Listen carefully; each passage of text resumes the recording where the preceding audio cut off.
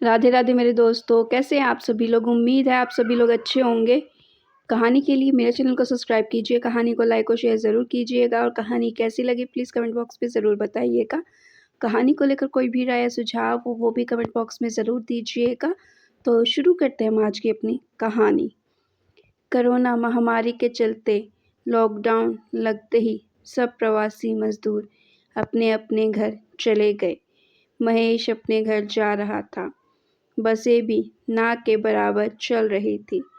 एक बस में बड़ी मुश्किल से छत पर बैठकर वह गांव की तरफ चला, लेकिन बस वाले ने 4 गांव पीछे ही छोड़कर बोल दिया कि गांव में बसें नहीं जाएंगी, बस अब हनुमानगढ़ डिपो पर ही छोड़ दी जाएगी। सारी सवारियां वहीं उतर गई। चलो कोई बात नहीं, 10-12 किलोमीटर की बात है, पैदल चल लेंगे। यह सोचकर सभी यात्री अपना सामान उठाकर चलने लगे। महेश भी अपने कंधे पर बैग डालकर अपने गांव की तरफ चलने लगा। काफ़ी देर चलने के बाद अब शाम गहरी हो रही थी। उसके साथ चलने वाले ज़्यादातर यात्री साथ लगते गांव में जा चुके थे। उसका गांव अभी भी आगे था। आज पहली बार उसे लगा कि उसका गांव कितना दूर है। वह धीरे धीरे चलता रहा। अब अंधेरा काफ़ी हो चुका था। तभी रास्ते में उसे एक बूढ़ी औरत धीरे धीरे चलती हुई अपने से आगे दिखाई दी। वह बोला, काकी, तू कहाँ जा रही हो? उसने बोला, बेटा मैं तो यहीं साथ के गांव में रहती हूँ, पानी लेकर आ रही थी। तूने कहाँ जाना है? इतनी रात हो गई है। वह बोला, मैं मांगन खेड़ी में रहता हूँ, बस अब तो थोड़ा ही रह गया है। बूढ़ी औरत बोली, आजा मेरे घर, पास में ही है, कुछ खा ले फिर आगे चला जाना।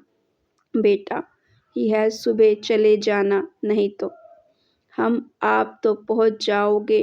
बेटा कुछ खा ले, मेरे घर यहाँ सड़क के साथ ही है। बूढ़ी औरत ने बहुत ही प्यार से कहा। महेश थक भी गया था, उसे भूख प्यास भी लगी थी। प्यार भरे अनुरोध से वह इनकार ना कर सका और उसने कहा, ठीक है काकी।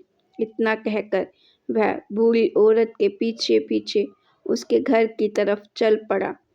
एक पल के लिए उसके मन में आया कि वह ठीक कर रहा है, क्योंकि बचपन में उसने भूतों की बहुत सी कहानियां सुनी थी कि वह रात को ऐसे सुनसान सड़कों पर मिल जाते हैं, आपके साथ चलते हैं, फिर बहलाकर आपको अपने साथ ले चलते हैं। बातें ऐसे करते हैं जैसे सचमुच के इंसान हों, लेकिन जब आपकी आँख खुलती है तो वह सब गायब हो जाते हैं।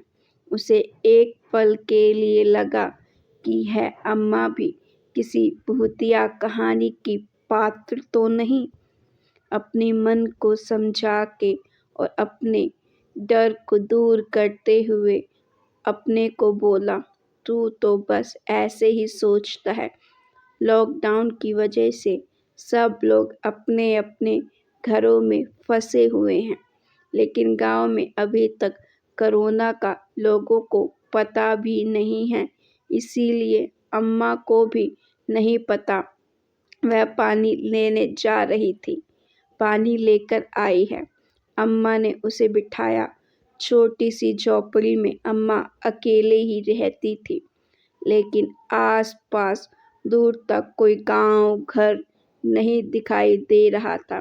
काकी, तू अकेली रहती है? मैंने पूछा। हाँ बेटा, तो बाकी इस गांव में कोई नहीं रहता?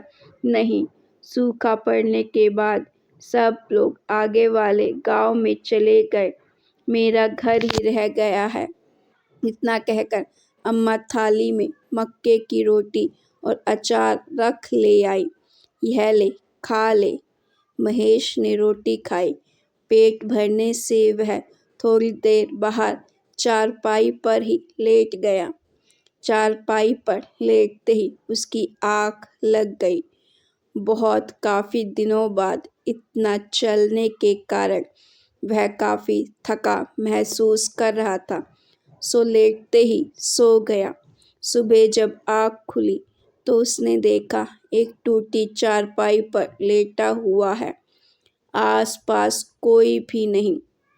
वह काकी जिसने रात को उसे खाना खिलाया था और जिसके पीछे वह उसके घर तक आ गया था, वह कहीं दिखाई नहीं दे रही थी। वह झोपड़ा जो रात को ठीक ही लग रहा था दिए की रोशनी में, वह भी सुबह सूरज की रोशनी में टूटा हुआ था। अब उसे समझ आया कि यह सारे का सारा गांव खाली था। यहाँ कोई नहीं रहता था। वह अम्मा भी दूर दूर तक कहीं दिखाई नहीं दे रही थी। वह समझ गया। उसने इधर उधर कुछ ढूंढने की कोशिश की, लेकिन कुछ नहीं। वह हैरान, अब कुछ कुछ समझ रहा था। क्या सच में ऐसा होता है? चाहे अम्मा इंसान नहीं, भूत ही होगी, लेकिन फिर भी उसने मुझे खाना और पानी पिलाया।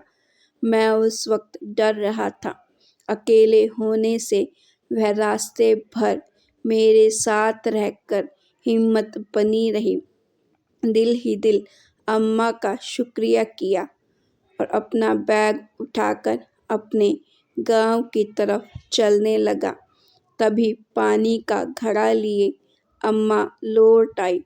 अम्मा, महेश ने हैरानी से पूछा, तू कहाँ गई थी अम्मा? और अपने दिमाग में बनाई कहानी पर छेप रहा था मन में, बेटा मैं पानी लेने गई थी, तू तो रात खाना खाकर सो गया था। फिर मैंने उठाया नहीं कि तू थका हुआ है, इतने कोसे से पैदल चलकर आया है। बैठ, अब तू कुछ खाकर ही अपने गांव को जाना। नहीं अम्मा, अब मैं चलता हूँ। इतना कहकर महेश अम्मा के पांव छू के और उसका धन्यवाद करके अपने गांव की ओर चल पड़ा और अपने मन में जो उसने कहानी बनाई भूतों की, उस पर मन ही मन हंसने लगा। सच में यह मेरा डर ही था। इंसान का डर ही शायद भूतों को कर लेता है।